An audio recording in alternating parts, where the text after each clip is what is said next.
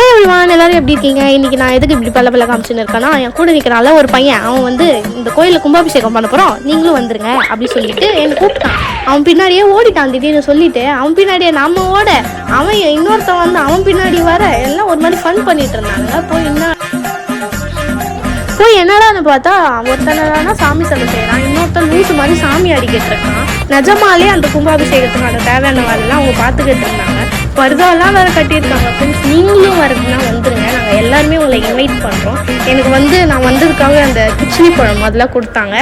அப்புறம் என்ன பண்ணானுங்க, நோட்டீஸ்லாம் எழுதிட்டு இருந்தானுங்க. சரி, குழந்தைங்க எழுதுறானுங்களே, அப்படி எழுதாதீங்கடா, இப்படி எழுதுங்க அப்படி சொல்லி கொடுத்தா, அக்கா நீங்களே எழுதி கொடுத்துருங்கக்கா அப்படி சொல்லிட்டு என் தலையில் கட்டிட்டு போயிட்டானுங்க.